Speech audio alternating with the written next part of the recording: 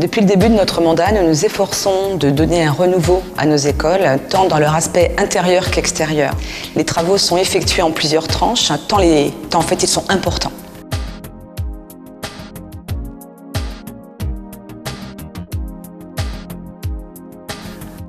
La volonté de notre équipe était de rendre cette école plus agréable, plus confortable aux yeux des enfants. On sait qu'aujourd'hui l'apprentissage se passe mieux lorsque l'école est agréable à vivre, et c'est ce que nous avons souhaité pour nos enfants. Depuis le mois de septembre 2011, nous avons installé un self-service à la cantine. Ce self offre aux enfants 2 entrées, 2 desserts, 2 laitages. Le plat reste unique. Pour la mise en place de ce self, il a fallu également mettre aux normes notre cuisine. Notre service de restauration scolaire s'est donc muni d'une nouvelle chambre froide. Ceci afin de répondre aux critères d'hygiène des services vétérinaires. Le personnel de restauration veille au bon équilibre alimentaire des enfants en surveillant le contenu de leur plateau. En salle de restauration, ce sont les ATSEM et les animateurs du centre de loisirs qui veillent à ce que l'enfant déjeune convenablement avant de regagner la cour de récréation. Le double service est maintenu, le temps méridien également. La réhabilitation des locaux ex-souris verte ont permis d'ouvrir une 4e classe de maternelle, une nouvelle classe en élémentaire, également une salle qui est dédiée au centre de loisirs le mercredi et une salle Durazed pour les enfants en difficulté, une salle que se partagent l'école maternelle et l'école élémentaire.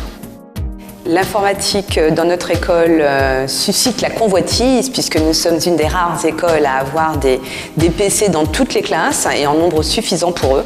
Nos 16 classes en sont aujourd'hui équipées.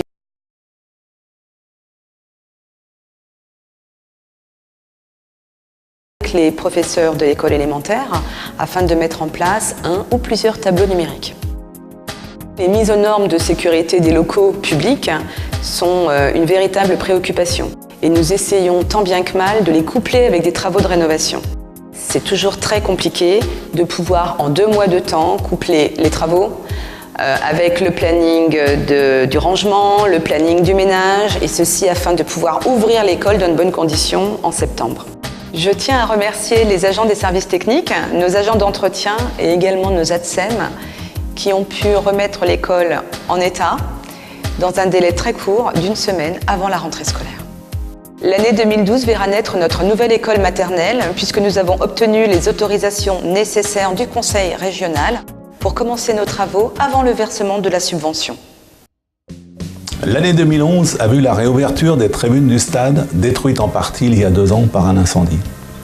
Le stade d'honneur est désormais équipé d'une nouvelle salle, inaugurée lors de la foire aux tomates par de nombreuses personnalités, dont Nathalie Kosciusko-Morizet, ministre de l'écologie, du développement durable, des transports et du logement.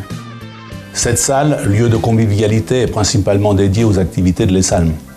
Elle peut à l'occasion et suivant sa disponibilité être utilisée dans certaines circonstances pour des manifestations communales ou associatives. Durant la foire aux tomates, de nombreux visiteurs, curieux mais aussi fidèles, sont venus sur le forum des associations. Cette année encore, plus de 50 stands, ornés par l'emblème de notre foire et par différentes variétés de tomates, agrémentaient le décor. Ce fut également l'occasion pour nos associations d'enregistrer de nouvelles adhésions. Des trophées de la ville ont été remis officiellement sur le podium du forum afin de récompenser nos jeunes sportifs qui se sont brillamment illustrés dans de nombreuses compétitions nationales, régionales ou départementales. Nous poursuivons l'équipement des espaces publics en défibrillateur. Ainsi, après en avoir installé en 2010 au stade, à l'éco-gymnase Maurice Picard, au gymnase Mirablon et à la salle des fêtes, 2 nouveaux défibrillateurs ont équipé la mairie et l'Office du tourisme en 2011. Je rappelle que le défibrillateur automatique permet d'effectuer un geste médical le plus rapidement possible pour une personne en arrêt cardio-respiratoire. Ils sont utilisables non seulement par les secouristes, mais aussi par le grand public, et ce même sans aucune formation. Enfin, dès ce début d'année 2012, et pour le plaisir de tous, nous allons installer au parc de la Souche et dans le square Tourangelle 2 tables de ping-pong en dur. Et pour les jeunes, le skatepark sera équipé de nouveaux modules. En 2011, avec les travaux de la voirie, l'éclairage public, l'école primaire, l'école maternelle, les travaux qui ont été entrepris, plus les restaurants scolaires, c'est plus d'1,8 million que nous avons investi pour ces travaux. À cela, il convient d'ajouter plus de 400 000 € qui sont déjà engagés pour l'école maternelle.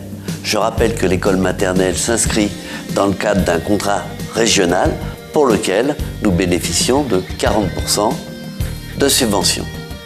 En ce qui concerne le château de la Souche, c'est bien grâce au transfert des services administratifs que nous bénéficions de la part du Conseil général d'une subvention de 38%. Le financement de ces travaux provient en grande partie de notre autofinancement. Et c'est plutôt rassurant en cette période de crise, car le crédit est de plus en plus rare et cher. Je rappelle que Montlhéry fait partie des communes du département pour lesquelles la fiscalité est la plus faible. Et nous avons la ferme intention de le rester.